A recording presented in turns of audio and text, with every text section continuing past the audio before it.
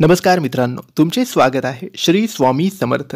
मित्रांनो, स्वामी समर्थांची सेवा करायची म्हटली तर विशेष महत्त्वाची माहिती असते, ती म्हणजे गुरुचरित्र पारायणाची. आणि भरपूर लोकांना माहीत नाही आहे की गुरुचरित्र पारायण कसे करावे, कधी करावे.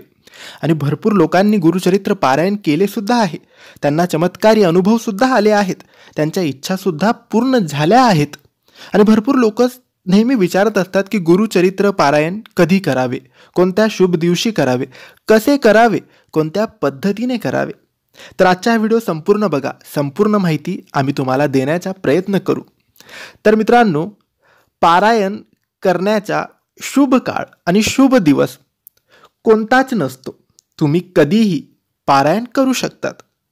परंतु मार्गशीर्ष महिन्याचा एक विशेष महत्त्व असतं, कारण ह्या महिन्यात दत्त जयंती येत असते आणि गुरुचरित्रामध्ये श्री दत्ताचेच उल्लेख केलेला आहे.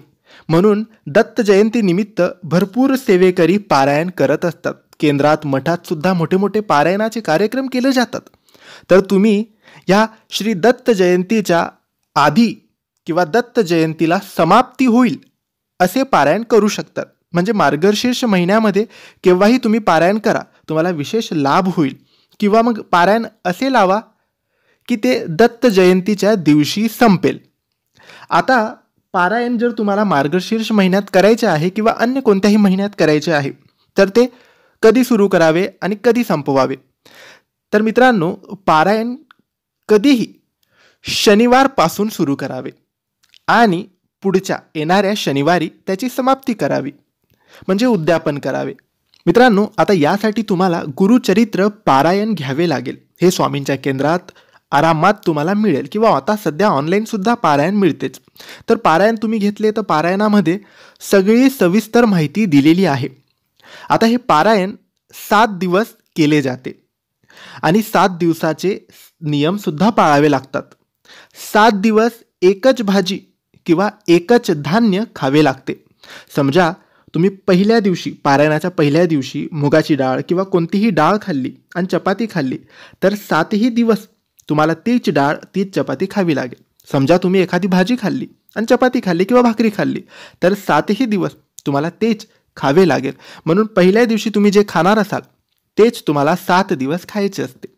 आता यामध्ये एक नियम आहे, तो म्हणजे कांदा लसूण न टाकता ते तुम्हाला खायचे आहे. कांदा लसूणचा वापर अजिबातच करायला नाही पाहिजे आणि करूच नये, हे तुम्ही लक्षात ठेवा. आता इथे प्रश्न येतो की तो आम्ही उपवास करावा की नाही करावा.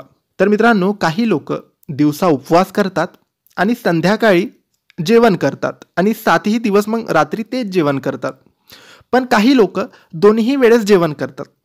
तुम्ही दुपारीही जेवू शकतात, रात्रीही जेवू शकतात, पण एकच तुम्हाला काहीतरी खावे लागेल आणि 7ही दिवस दोन्ही वेळेस तेच खावे लागेल. तर तुम्ही उपवास करू शकतात किंवा नाही करू शकतात, हे तुमच्यावर आहे, तुमच्या शक्तीवर निर्भर करतं. आता एक नियम असतो, तो म्हणजे बेडवर किंवा खाटेवर पलंगावर झोपू नये. चटई शतरंजीवरच झोपायला पाहिजे. सात्विक आहारच खायला पाहिजे.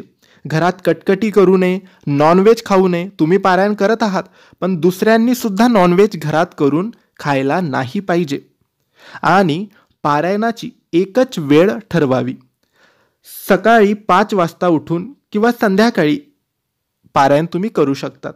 भरपूर लोक सकाळी 4-5 वाजेला उठून पारायण करतात, म्हणजे 7-8 वाजेपर्यंत त्यांचे पारायण वाचून होतात. आता किती अध्याय वाचायचे हे पारायणामध्ये सविस्तर दिलेले आहे, की पहिल्या दिवशी किती, दुसऱ्या दिवशी किती. तर तुम्ही गुरुचरित्र पारायण घेतलं का तुम्हाला सविस्तर माहिती त्यामध्येच मिळेल. आता पारायण एकाच ठिकाणी बसून वाचावे. रोज वेगवेगळी जागा बदलू नये. एकाच ठिकाणी चटई टाकून अगरबत्ती लावून तुम्ही बसावे आणि एक लक्ष देऊन पारायण वाचावे. एक एक शब्दाचा अर्थ, एक एक ओळीचा अर्थ काय आहे ते समजून वाचावे. फक्त वाचायचे म्हणून वाचू नये. तर मित्रांनो, हे काही नियम आहेत, ते तुम्ही समजून पारायण करू शकता. तर तुम्हाला थोडीफार तरी गुरुचरित्र पारायणबद्दल माहिती मिळालीच असेल की पारायण कसे करावे, कधी करावे. तर नक्कीच मार्गशीर्ष महिन्यामध्ये पारायण नक्की करा, लाभ तुम्हाला होईलच. तर मित्रांनो, माहिती तुम्हाला आवडली असेल तर लाईक आणि शेअर करा. काही प्रश्न असतील तर कमेंट्सद्वारे विचारा. आमच्या चॅनलला सबस्क्राईब करायला विसरू नका. धन्यवाद.